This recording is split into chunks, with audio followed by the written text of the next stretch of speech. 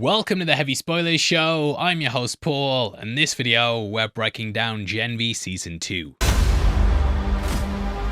The first 3 episodes are now here, and throughout this video we'll be going through them all. The season continues on from both the cliffhanger in Season 1 and The Boys Season 4. However, due to Chance Perdomo's sad passing, it seems like the plans have changed quite a lot. The first episode skips over the time at Elmira, and instead we're left in the wake of the character's death. Now, as we saw at the end of The Boys Season 4, Homelander has been deputised by the President to protect Supes. President Calhoon has been sworn in, with Singer being pushed out the Oval Office. Victoria Neuman is also dead, and the university has a brand new super dean. Played by Hamish Linklater, the enigmatic Cipher has very little known about me. You could say he's a cipher. I know writers who use subtext, and they're all cowards. Linklater, though, he was superb in Midnight Mass, and he also voiced Batman in the latest Cape Crusader series. He's a complete opposite to Dean Shetty, and whereas her goal was to eliminate the Supes, he's here pushing for Supe supremacy. In the original casting call, he was a character named Sphinx, but they've changed it to Cipher to add a bit of mystery. Now, Sphinx and Cipher, they're not characters from the comics, but he does feel in line with John Godolkin. Either way, there's so much to discuss here with an Easter egg every minute, but first I want to talk about Project Odessa. The mystery of these first 3 entries is what this secret program is, and it's not in any of the comics, so I don't know. But I do have a theory. Now, it turns out that Marie's actually the only baby who survived Odessa, and this may be why she's 1, so powerful, and 2, Cipher's so interested in her. In Season 1, we saw how the scientists made Homelander, and they were also working on the Project Odessa. Well, before they were brutally murdered in an episode that I think still stands as one of the best in the series. As we know though, Gordy was the front, and Thomas Godolkin was apparently a behavioural scientist studying Supes.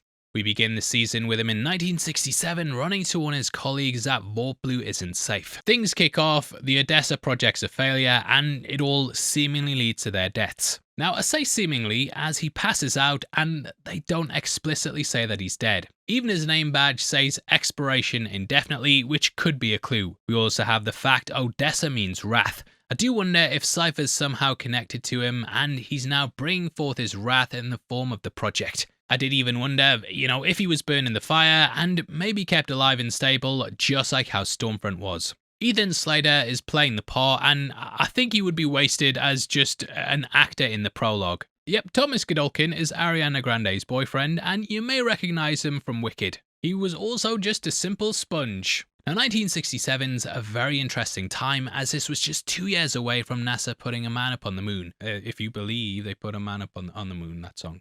Either way, that was a space program that used former Nazis like Werner von Braun. He was recruited via Operation Paperclip, which was an effort to scoop up all the top minds from the Third Reich. The comics touched upon this with V being tested heavily throughout the war. The Boys show then adapted this for Season 2, where it was revealed that Frederick Vought developed Compound V in the concentration camps, similar to Joseph Mengele in real life. This is why they also mentioned how the school was like a Mengele health clinic. Eventually, he made his wife the first Supes, and this is the woman who becomes Stormfront. Beyond that, Eric Kripke seems to have also taken inspiration from another former Nazi program. Odessa was a program set up by the SS higher-ups to create escape routes for their soldiers while they were on the run. Godolkin could even be a former member of this party, as we see his memorabilia in the archives of God U. The fact that Odessa also means wrath could be what he's doing with these experiments. Now, this is something that Stormfront also had, and Homelander discovered it in Season 2. We also saw the KKK hoods and Supes in front of a burning cross, so there's a lot left to unpack. This is actually a direct nod to the comics, in which Butcher showed Huey some Supes had been part of the KKK. Now, we know that Supes have existed since World War II with Soldier Boy, so this Project Odessa may be them trying to create an even stronger Supe. Rather than getting the space race, we instead got the Supe race, which this is clearly playing off of. Now, in the end, this led to the creation of Homelander, who was born 14 years later in 1981. We do know that some of this is going to be explored in the next spin-off, Vought Rising, which will be centered around both Soldier Boy and Stormfront. Either way, Godolkin sprints down the corridor attempting to stop them, and we hear, "Can't take my eyes off of you." The song has lyrics like, "You're just too good to be true," and "You'd be like heaven to touch." They think the V is basically gonna make them the master race, but ultimately it's a curse. Just in the same way Season 1 began with Marie's powers activating, which led to a blood-filled massacre, we're getting the same thing here. Sort of like poetry, they rhyme. The scientist's powers come into effect and no one can handle it. V was obviously used mainly on babies because it has this kind of effect on adults. A guy bursts into flames like Johnny Storm, and we have tentacles popping out of someone's arse that reminded me a lot of Ben from the Umbrella Academy. Shoutouts to Matt from our team for also saying this could be the early stages of Victoria Newman's daughter's powers as well. She could potentially show up in the season, as we had her going into the super foster system at the end of season 4. So the characters going back to school has taken me back to lots of different things in my life. University, college, they were massive things for me, and sense of smell is deeply tied to memories. I'm sure you've all caught a scent of something that instantly transports you back to a moment in your life. Like, I wore a lot of 212, and every time I smell it, I'm taken back to about 15 years ago when, I'd go out in town with my friends, had zero responsibilities, and were pretty much carefree. And yeah, it always takes me back. Scents can also lift your mood, boost confidence, and reduce stress. That's why I've partnered with ScentBird to try out 4 fantastic fragrances. First up is This Is Not a Blue Bottle by Histoires de Parfum. Tried this at a couple of places, but could never afford a bottle myself. With ScentBird though, it's affordable. You can try most fragrances for just $8, and then it's only $16.95 a month. Each bottle lasts 30 days and it allows you to experiment risk-free. Also got our Monday Jane with its leather suede and grapefruit vibe.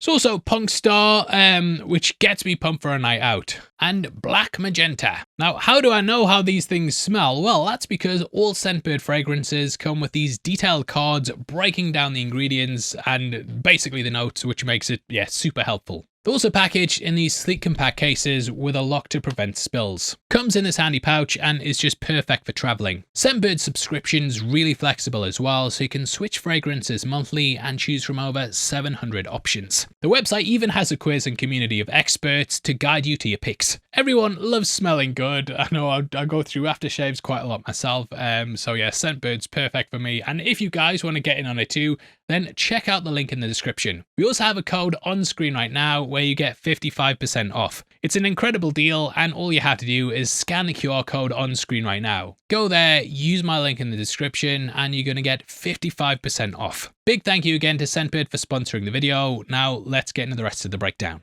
Now, that then takes us to the present. We get a montage to the Starlight protests and an in memoriam to those that have passed. This includes Ezekiel, who was killed by Butcher, and then Tech Knight, who was killed by his butler. We also have Queen Maeve, who is of course thought dead, but is still alive out there, and potentially returning for the final season. Starlight is also still at large, with Neuman's death being blamed on her. She's been eulogized, so in a lovely statue, like the ones we see dotted about the campus. Cipher is now bringing the students together, and we have both Kate and Sam ranked 1 and 2 respectively. They're fighting the woke agenda, mate, and it looks like the bad guys are winning. At the end of season 1, we left off with Andre, Emma, Jordan and Marie all under Vort's control and in a room with no doors or windows. During The Boys season 4, we discovered how Sam and Kate were part of Homelander's inner circle, and in the end, they captured Frenchie and Kimiko. Frenchie was then sent to one of the possible human concentration camps, and Kimiko, might have gone to Elmira or something. Now, off the back of season 1,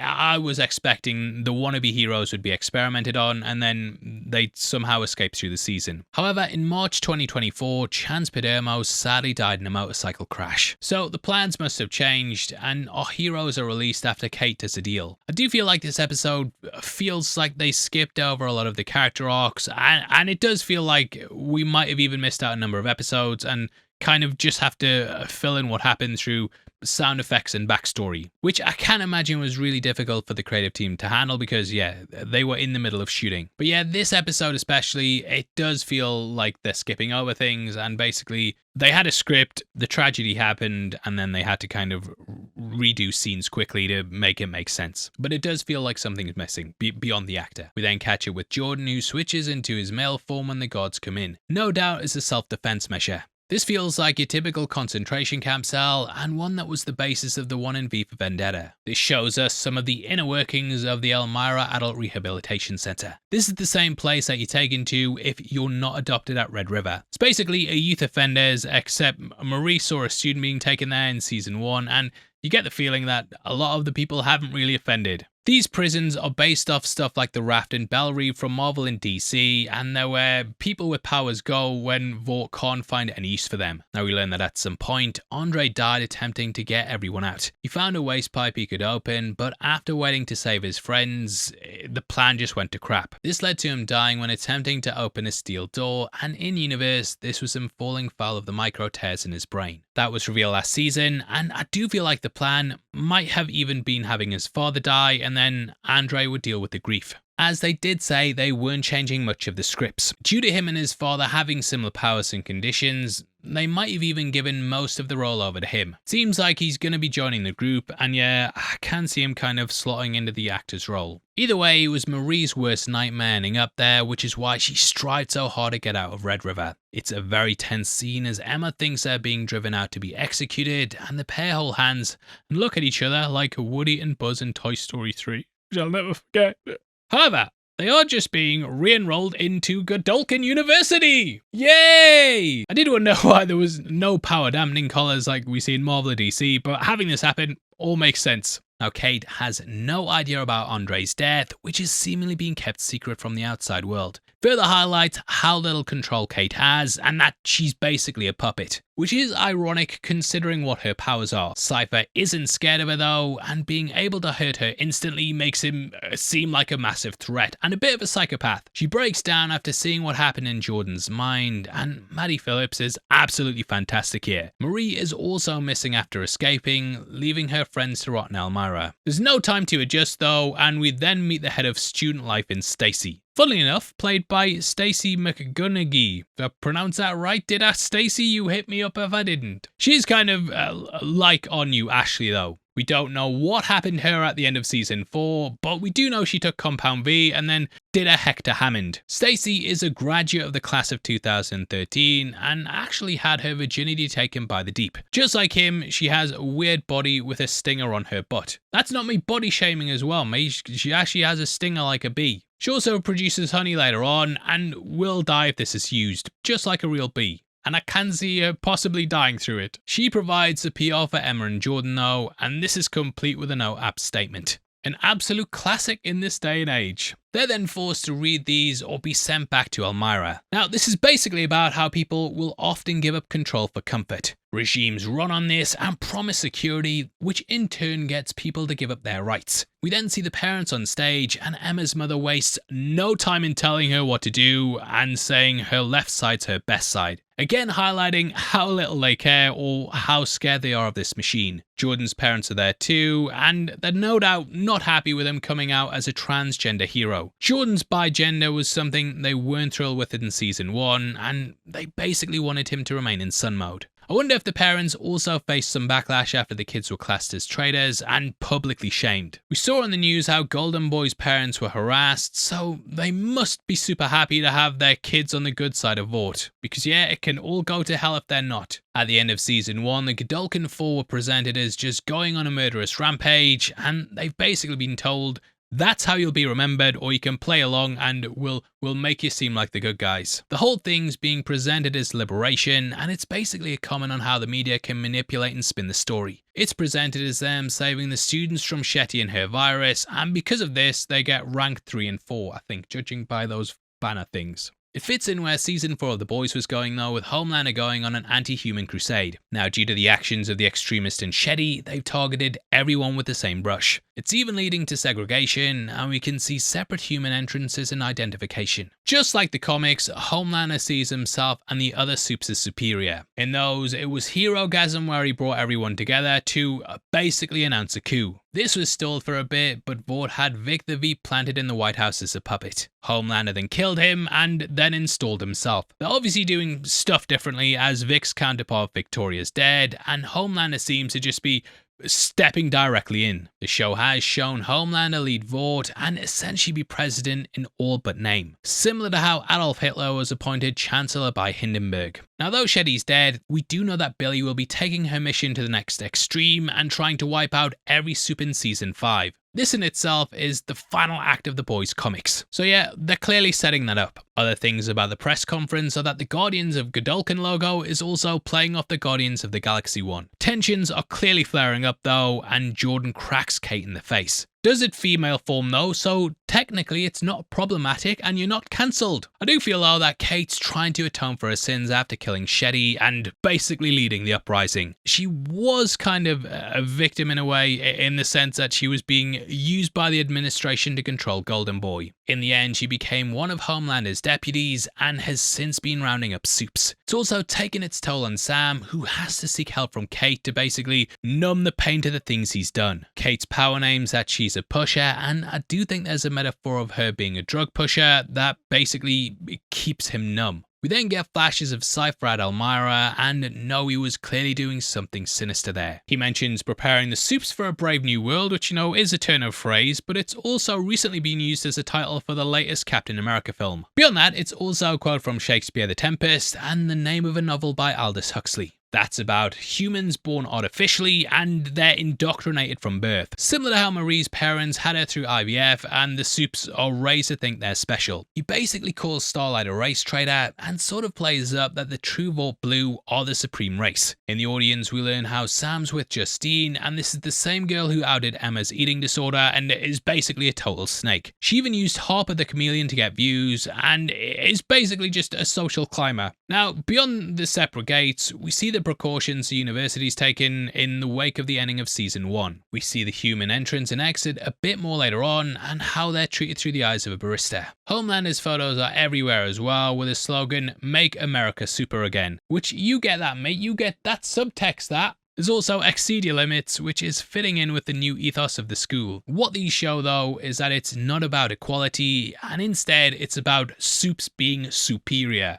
Emma then says, "Fuck me with a red hot poker," which I think is a reference to this iconic line from Heathers. "Fuck me gently with a chainsaw." Again, Cipher uses Shetty's virus as a way to present humanity as dangerous and something they should look down upon. Kind of like a reverse X-Men. That film had the Senate hearing early on where Jean was talking about trying to integrate with the Homo sapiens. Godolkin doesn't want that at all and instead wants to show they're better. It makes sense as the G-Men were actually inspired by the X-Men, complete with multiple teams. They lived in the G-Mansion where Godolkin was a Professor X figure, and also someone who abused them, which put a sick twisted spin on it. The anti-human sentiment has been brewing since The Boys season 3 finale though. There, Homelander murdered a Starlighter. Episode 7 of season 1 then had Rufus and his friends confront Neuman at her town hall as well. It's a thinly veiled allegory for white supremacy, and we have a blonde-haired, blue-eyed superhuman in both Homelander and Kate. Either way, we see Emma and Jordan packing up in their dorms from season 1. They're off to a frat house, which we see later in the episode. It's here that we see Cipher up close and personal, and the guys having blended food, which just makes him seem slightly less human and normal. Kate starts asking too many questions, and after trying to read him, he threatens to put her hand in the blender. Due to his past being a blank slate, I do wonder if he was another hero before this. We know Stormfront used to be Liberty, and they ended up covering up her past. So it may be a similar situation here where he was also part of the Germans in World War II, which would explain his rhetoric. Now considering Kate's other arm was blown off in season 1, yet not something she wants to happen. Later on we see her prosthetic and there has been theories back and forth, of if did she regrow it back. This was because Gecko was able to do this, but yeah, we have learned that it is in fact a fake one. So losing this hand as well would severely limit her abilities and mean, she basically can't use them. As we learn, he's also starting to lose them and basically is desperate to hold on to power and make sure everything's okay. Godolkin mocks her for her movie Flipped, which was smoked by Garfield. This film's a play on Freaky Friday, and we later see a trailer for it. Fort Studios brings you the tale in which an enchanted spell's cast that makes them swap bodies. Tasked with finding Marie, we then go to her going to Vault Petroleum. On the shelves, we see some firecracker freedom sticks, and she also buys a Brave Maid bar. Well, tries to, but she doesn't have the money. Helped by a Starlighter, you can notice his yellow t-shirt beneath his jacket. Through people later on, we basically learn that people think Starlighter's followers are nonces, and this was a rhetoric that was pushed in season 4. This then led to the exposure of Firecracker, but she used it to her advantage. Heading to the Cozy Motel with a KO, it will knock you out. Clever that. We then see Marie looking for her sister, but someone else is looking for her. That is Dognot, who's a parody of Dog the Bounty Hunter. From what the guy says at the station, he has a reality TV show similar to The Real Dog. In the series, he's sort of based around Sabretooth, namely the one from X-Men Origins. In the comics, Dognot was a parody of Beast, and he basically looked like an animal. Guy clearly has a thing for dogs, and is basically a tracker like Caliban. As the dog dashes away, we can also catch a Black Noir razor advert. Obviously, you know, we don't see the character's face, so it's just funny having him advertise shaving. While this is going on, Emma visits Polarity's house.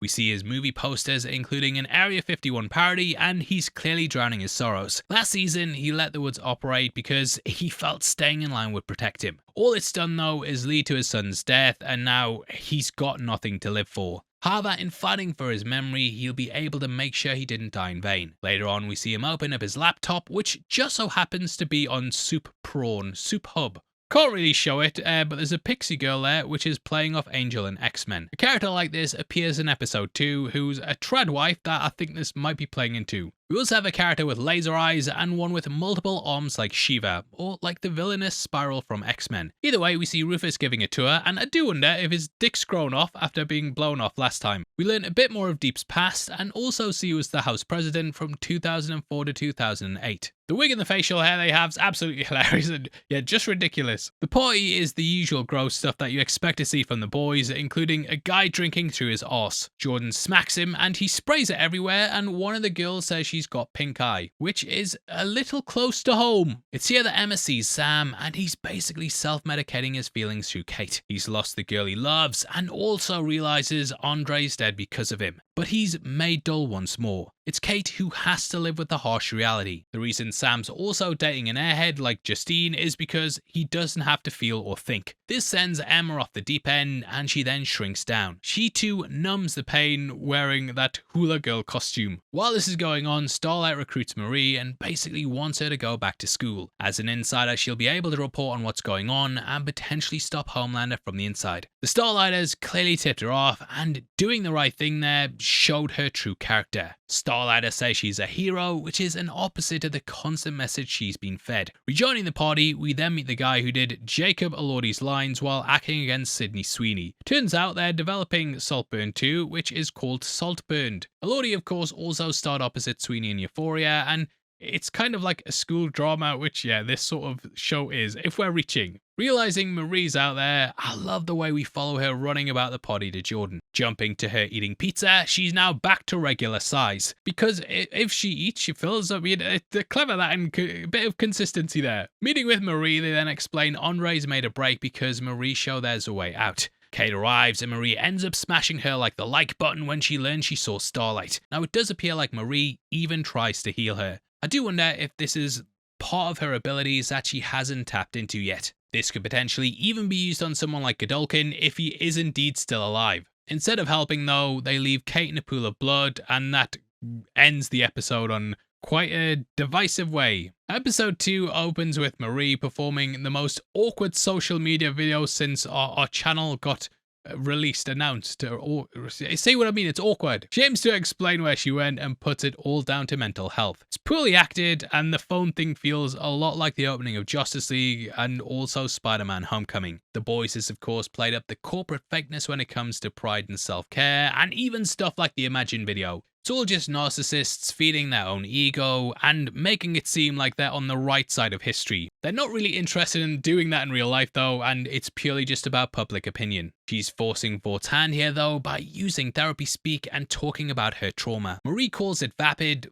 which it really is, but luckily she's got the social media star Emma to direct it. She obviously had the most popular account on campus, and it's a smart move as Starlight also became immune from Vort due to her use of social media. It also helped her get the deep fight from the Seven, and basically shows how you can gain allies and enemies in an instant. Emma then mentions that they need to make it look less like she's Gypsy Rose to Kate. This is a reference to the girl who went to prison for arranging the murder of her mother. It was alleged that this was done as a reaction to abuse, as her mother had Munchausen's by proxy and used it to make her ill. Gypsy has since been released, but it's obviously a hotly debated topic. They need to try and avoid any connection to the three of them though, but the problem is, there's an Uber receipt and it's public record where Kate was attacked. Now Jordan and Marie also have some healing to do. He felt abandoned, and with Andre gone, their romance seems like it won't continue. But it does. They end up shagging, and there's also a part where she says, "I love you." Does kind of feel, I don't know, a bit rushed though, and a problem that I have with this season is that things are just quickly skipped over that I feel might have been developed if we'd seen more time at Elmira. As people watch Marie's video, we then get a cover of MGMT's Time to Pretend. We see the Thomas Godolkin statue, which has a pretty interesting quote on it. This says, "The path shall begin here where mortals become gods." Not only is this referring to the mission of the school, but also Project Odessa. It's actually new and didn't feature in season 1 when we got a wide shot of the school of crime fighting. I do wonder if the dean brought it in under the potential orders of Godolkin. Cause he's alive, I tell you.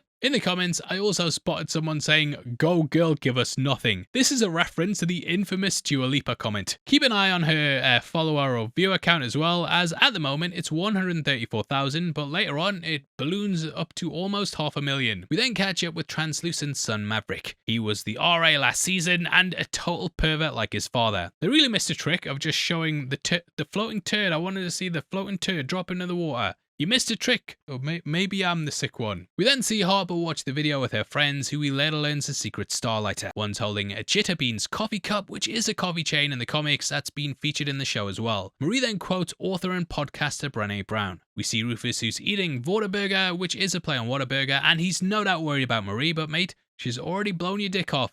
What's the worst that could happen? The head-to-head with Cipher and Marie then goes down, and he basically just tells her to stop pretending. He cuts right to the chase, but is cagey about what happened at Elmira. Their connection is huge though, as we do find out in episode 3 that he's the one who delivered her. So this could potentially be why he wants to bring her back in, to see if he can indoctrinate her. After all, she's the one from Odessa who survived and could unlock the secret of the whole project. Cipher then plays mind tricks with her by saying Andre's death isn't her fault, as he knew he shouldn't have been using his powers. I can certainly see Andre's dad dying to save the kids at some point and basically doing a huge sacrifice for his son. Marie keeps up the act though, as she feigns ignorance at what happened to Kate. Cipher then asks her to keep an eye on Jordan and Emma, as it's dangerous being a guardian of Godolkin. He of course knows though that they were the ones who hurt Kate, while it later gets blamed on the guy who gave her $2. We also get another cameo from Firecracker, who reports on Kate being hospitalized, and apparently there's a Supe hate crime every hour. She calls Supes the most persecuted minority in history, which is,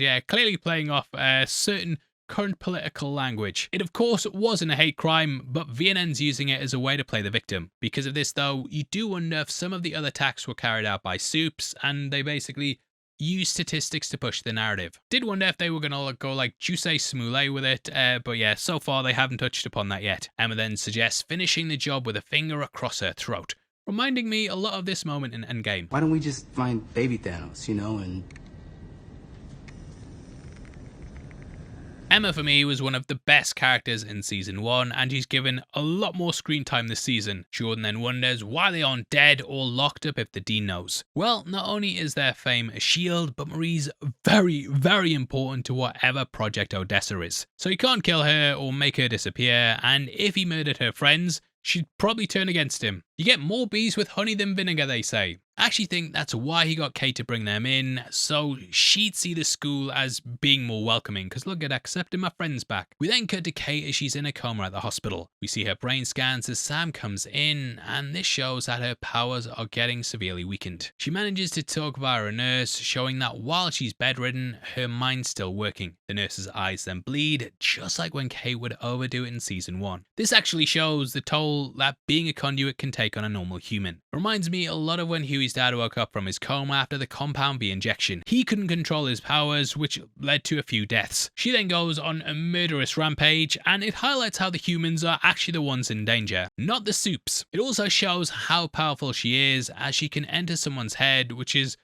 a hell of a skill to have. I do wonder though if she's just acting out her last memory, as she says, "Emma help me," and then attacks the other nurse, perhaps thinking it's Marie. Cutting back to the campus, we then learn that Polarity's taken on the job role of the Dean of Marketing. It's a massive pay drop for one of the top Supes, but obviously he wants a way in. We also see how the classes have changed as well. The Pixie character is clearly a trad wife with anti-feminist views, and uses this as a way to become a viral superstar. She wants the kids to become influencers, and through this will have another arm of the propaganda team. She wants to use their platform to bring awareness to Kate and truly influence the public mood to lead to an insurrection. It looks like Marie's been roped into it as well, as one of the users even calls it out for that classic Supe propaganda. But Marie is just going along with it, and we see her follower or view count's gone up. I don't know, mate. I don't know how this TikTok shit works. Catching up with Jordan and Marie, the bigender Supe learns about Andre's condition and that he knew he'd die if he moved the huge door. Their interactions interrupted by Stacy, who's now vomiting up honey and dropping it from her tail. I think it's wildly gross, but good to see a Supe who isn't just a normal looking person. That's kind of what the big thing in the X-Men comics was, and there were human passing mutants and ones that were absolute freaks. Look at this lad, mate. What a freak! Stupid mutant, you freak! They're then both sent to the Hero Optimization Seminar. The Danger Room was buried below Charles's School for Gifted Youngsters, and while upstairs they built their brains, this built their bodies. The room was originally Big Chief Apache's Diversity and Equity Center, and he was featured in Season 4, Episode 5 of The Boys. The whole thing was a parody of the Crying Indian PSA, and the joke was that Big Chief was white, but he has a DEI center. This is further playing off the original advert, as there the Native American was played by an Italian-American actor. I think the fact they got rid of the DEI centers also play on how most of the initiatives have now been shut down. It's no longer seen as something that will get good PR for a company, and they've just dropped the whole thing, showing how they didn't really care about it in the first place. This is a huge change now for God U, as in Season 1 we were shown the university was just a way to teach the Supes how to maximize their follower count. This is really putting them to the test though, and Cipher wants them to know how their powers work rather than just what they do, because they haven't really got a clue. Even Emma, who has a good grip on how her powers are set off, she still gets caught off guard when they activate subconsciously, so mastering them will massively help them or make them a bigger threat, depending on your perspective. And I cannot overemphasize the importance of the rankings. The rankings were used in Season 1 as a carrot on a stick for the Supes, and Golden Boy was number 1. The heroes constantly fought over them, but now it appears that they've become more merit-based. This is what Godolkin wanted to push, and Cypher's come in once more and emphasize their importance. We then meet the quote-unquote teacher of the class Invicta, or Victor as I think they call him in the show. This is a character from the comics though, who's a very obvious Thor parody. In the source material, Victor was modelled after Hulk Hogan, so he appeared a bit more like the God of Thunder. Named after a He-Man character, he was caught by Butcher after he went with a fan after his late wife's funeral. There he's in a group called the Children of Stormfront and gets most of his face badly burned, which leads to the loss of his eye, much like Thor at Marvel. We then get a funny jab at the MCU Thor as the student says he was in Valhalla 3 Lust and Lightning, which is a clear reference to Thor Love and Thunder. He says it got a 4% on Rotten Tomatoes, referring to Love and Thunder's atrocious reviews, but I'm pretty sure the score's still quite high. Everyone hates it, we're all in agreement. It's bringing people together. In his anger, he then starts to clean house and smash people with his hammer. I really don't know if this guy's coming back from that spine smash, but Marie ends up focusing on his heart, and it shows how she could potentially be stronger than Homelander if she focuses. She's not quite there yet though, but ultimately it's a very brutal lesson. Did crack me up how Victor just tosses off his hammer when leaving, and it shows how immature the Supes are. I do wonder if Odessa was initially about getting the Supes to unlock extra abilities, which is also something they did in the X-Men comics. During Grant Morrison's run, he was like, why can't the mutants have more than one power? And slowly he brought in these additional abilities, which is something we also see with Harper. But for Cipher, they can only be unlocked through stress.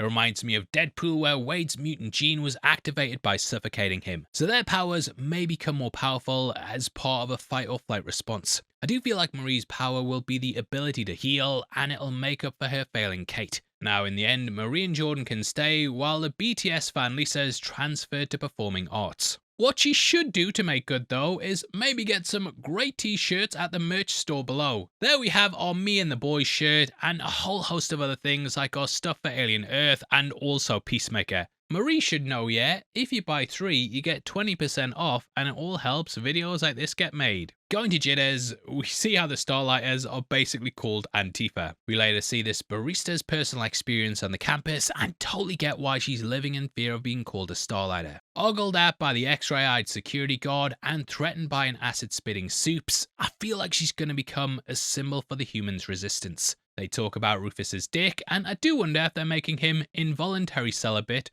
or an incel mate because he doesn't have a dick. It's here that Emma and Polarity then have a talk about Elmira and also killing Cipher. Polarity says he's going to bring the 7 Tower down himself, and I would love to see him do this in his final goodbye. Heading downstairs, Emma's clearly high, and we get Polarity's previous diva persona catching up with him as we meet the Rememberer. Named after the short story, he's got an incredible recall that gives him the perfect memory. So naturally, he's in charge of the archives. I love how he doesn't have a computer to index stuff, as he's just aware of where everything is. For once though, he has someone who remembers him, and though Polarity's attempts fall flat, Emma's let in due to being a true fan. Like, even when she meets Sam later on, we can see her wearing a hoodie for the character. Hitting up Godolkin's records, we then cut to the initiation ceremony of the house. Led by the Deep, I absolutely love this cameo. Now, I'm not American, mate, which may surprise you, so I don't know how common these ceremonies are, but it reminded me a lot of Eyes Wide Shut, especially the dry bone thing that we see is wet in the next scene. I love Rufus's reaction to trying to catch it, but also not touch it. And hey, don't use bleach, mate. After a nice Elodie joke leads Sam to learn Emma and the gang went to Kate, a secret room's then discovered in the archives. Packed with racial memorabilia and the implication some Supes are in the KKK, it's possible that Odessa was also something that targeted specific races. The Deep mentioned how the boys' one was created in Mississippi, and this state had its own KKK chapter. So this might have evolved into the same fraternity that we see Rufus and Sam in. Now, if it could attack the V within a certain race, then it could overpower and kill them. Marie's ability to control blood could target this, and they may have been using her as a petri dish to hit up certain bloodline. Look, I don't know, mate, I'm kind of spitballing here, but Marie and Jordan's time together is interrupted by a fireworks display. Dognot claims to have caught Kate's attacker, and he said he reached for a weapon and is clearly just bullshitting. Fact is though, Dognot probably smelt Starlight on him from meeting her to tell her about Marie. See, it does make sense. We then end with Emma taking the file and revealing Marie's Odessa, or at least the outcome of the project. We get a couple of details on her birth certificate, including that she was born in New York, and we close out with Cipher going to a recently awakened Kate. Getting our final of the 3 entries, we then watch the heroes unpack Odessa. I even wonder if Odessa's a way to revive Godolkin. Though he was part of it in the first place, if our theory about Marie's ability to cure is correct, they could have tried to create a supe with this specific power. Blood power's extremely dangerous though, which could have led to the death of the infants due to their inability to control it. Cipher may want Marie to evolve to the point she can take it to the next step, which is why Victor was going after her so much. Marie's constantly put through her paces in the danger room, and Cipher wants her to turn the self-harm into taking the blood from others to fight them. Focusing on other people's blood would unlock her abilities further and make it so she can manipulate them in the same way that Neuman did, which was like the ultimate headshot every time. Also think he's doing this to push her towards being cruel to others. As he says, if humans got their stuff together, that the Supes would be screwed. Butch has shown that, the boys have basically fucked them over every season, and he's basically given them the mind state that they need to be soldiers in order to survive what's coming. That is, of course, the Supe uprising, but training them like this and making them hate humans is going to make that whole thing a lot easier for them. Wanting to meet with Pam, we see as Kate returns to campus. Kate's beanie is selling, but we know why she's wearing it because, it's covering the scars on the back of her head. We then get a new snake Supier who's able to shed their skin. I did wonder if this was Kingdom from the Boys Presents Diabolical, but the characters look different and I don't think he was ever picked up out of Red River. Kate's clearly traumatized though, and her power loss may even be psychosomatic. She's lost an arm and is clearly suffering from her head being cracked open. Luckily though, people may still see her as having powers due to them not manifesting on the surface. So they will still be afraid of this, but because of this, it basically stops her from entering Cipher's head and learning directly about him. Like, what's the mystery? The stress of everything is clearly getting to her though, and you got Stacy just yapping away in her ear, and also trying to not kill someone and die herself, which they're setting that up. That's going to happen this season. Across the campus, Sam's inner trauma is also starting to seep back in, and though Justine breaks up with him, he's more bothered about the puppets. I feel like they touch upon Frenchie and Kimiko as they talk about him dragging a woman away who was screaming for her boyfriend. I love the way though that the world just changes around him, and then we get the sun like shining light on the conspiracy theories. It says 5G causes cancer, and this of course plays off a lot of the initial conspiracies around COVID. This video is definitely getting demonetized, mate. Either way, Marie admits she lost her virginity to Jordan, which kind of makes him question her, saying she loves him. Or her mate. We're not sexist here. Eventually he tells her though, and this is clearly out of the fear that they could be shipped off or killed tomorrow. Jordan's now becoming the face of Make America Super again, and I love how they're using the pictures that change depending on how you look at them. Love those as a kid, and it's basically to celebrate him being picked as number 1. Jordan's then given a hybrid car, an aftershave brand, and lots of 7 merch. I love the teleporter dropping in to take a selfie and then teleporting out there as soon as they're told to fuck off. Now, Jordan's like Maeve, and they're being pushed because it's a way they can weaponize identity politics. Maeve was bisexual, but the marketing team thought she'd be better classed as a lesbian. Jordan's bigender, but instead they want to push that they're trans. It's either take that or go back to Elmira, and basically Jordan has to play nice or go back to jail. Ultimately, in the end though, they stand up for what's right, and yeah, that's kind of how we close out the episode. Now, Kate and Marie then have to confront past traumas face to face. For Kate, it's going to Shetty's and seeing where she murdered the dean. To make matters worse, it's the same place that Cipher berates her. He basically makes it clear that without her powers, she's nothing, and that Homelander will persecute her if she's seen as human. We also catch a strange vault door on the house. I feel like Polarity's gonna be who opens this up, but it's clearly hiding something important. There's multiple keypads and locks, and it's almost like a bank safe. Now, I do feel like this might be where Godolkin's hold up at. We seem to be learning a lot about his past with the memorabilia being hidden in the archives. So I don't think that they would hide that again in the vault at the Dean's. Instead, I feel like this is where he'll be hiding and kept out of view while he commands and advises Cipher. Emma's then threatened by Kate, and I love how there's different levels of fear and control. Kate's afraid of the higher-ups with Homelander and Cipher, but she's also ready to intimidate Emma. Fear is also something that we see clearly getting to the barista, with flies being put up by a speedster. Or so it seems.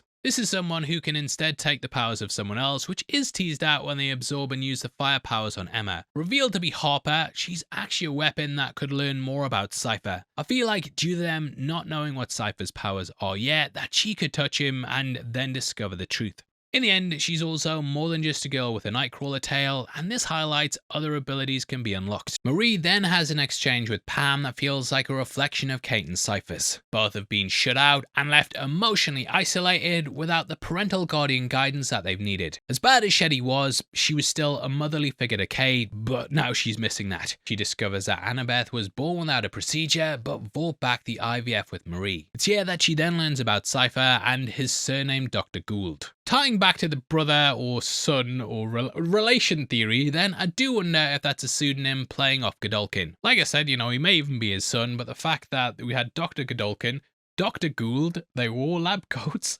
same person. Now, she sneaks into her sister Annabeth's room, and I feel like the season's building towards a reunion. There's obviously a lot of pain and fear, but we do see a photo of her. So, due to the casting, I think she's gonna appear at some point. At the moment, she doesn't want to though, because she thinks she's a monster, but Marie gives Pam a pretty compelling case. We then catch up with Polarity, and Emma comes late to the class. We've all been there, love. Eventually, she learns the truth about Harper, but Polarity drops some funny lines along the way. He mentions how he's got 6 figures in the bank with his Magnetique fragrance outselling Tom Ford. Which Magnetique, a pretty clever pun. He also has an electric grill sponsorship, possibly playing off the classic George Foreman one. We then catch up with Sam and Jordan, who are smoking it up in honor of Andre. He wanted to hold the record for most joints smoked, and we saw him smoking a lot in season 1. This conversation is full of reveals though, and we learn just why Avenue V's so important to Sam. And basically why the world turns into puppets when he's having an episode. On the deep set, we also see him in the water with an octopus, which may be a nod to his ex-lover Ambrosia. We also have the sun from before, Black Noir in a boat, and the 7 Tower in the background. Now as a kid, Sam would watch the show with his brother, and it's become like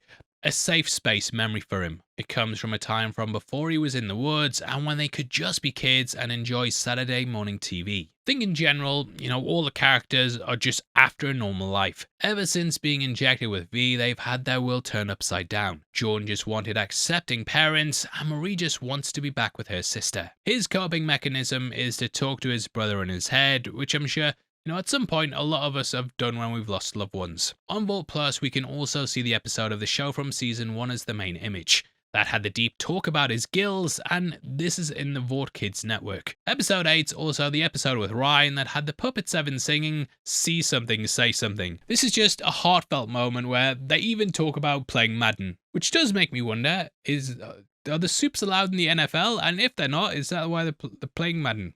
Sam then says how he misses home, but as mentioned earlier, his parents were harassed by the media and branded traitors by the Vought News Network. As we know though, Vought can switch up the narrative, as we saw this with Emma and Jordan. So when Sam was presented as a guardian of the Godolkin, the story for Golden Boy's death may have been further changed. However, he can't go home because his mother's scared of him, which is a fear that a lot of the parents share. The Supe kids are just unable to control their powers, and a lot of the time they kill their parents by accident. In the past, Sam's destroyed the house, car, and even the school, which has led his family to being completely afraid of him. No doubt this has also left him isolated, and it's because of this that he ended up in the woods. Similar to how Kate was locked up after accidentally making her brother disappear. This made her connection to Marie even closer, and I feel like a lot of the characters are all reflections of each other. Cutting to Harper's room, we then get a secret meeting of the Resistance.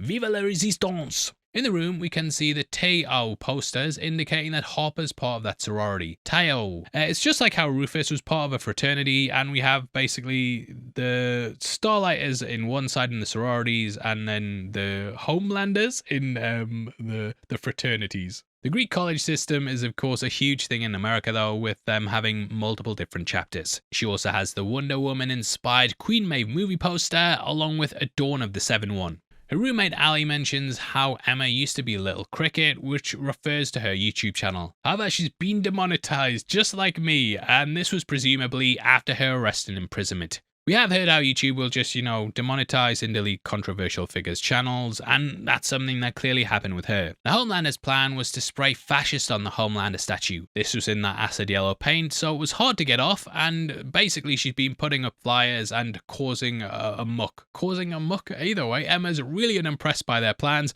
as it won't change anything. Like, tweeting politicians and stuff, might make you look good, but if it could end the wars, then it would happen within the first 24 hours because people just tweet them all the time. It's kind of that sort of thing. It also comes with a lot of consequences, and if they were caught, they'd be killed. She thinks that they should be actually breaking stuff and disrupting the current established order. The girls, however, say they aren't like that and just want to carry on doing what they're doing. They say they aren't heroes, but Emma says they are, and this mirrors how Starlight recruited Marie. Annie said how Marie is a hero, and this tipped her over the edge to go back to God You. Here, Emma tries a similar thing and says she used to think like that as well, but somebody believed in her. If you look at the recap, especially the one at the start of episode 1, they constantly like, you are a hero, you're not a hero, that sort of thing. So yeah, it's carrying on that message. Dropping this line finally gasses the girls up and makes them realize they can actually do something meaningful. It speaks to things like protests where effectiveness is called into question. These days in England, you have to get permission to march or congregate, and it's kind of like, well,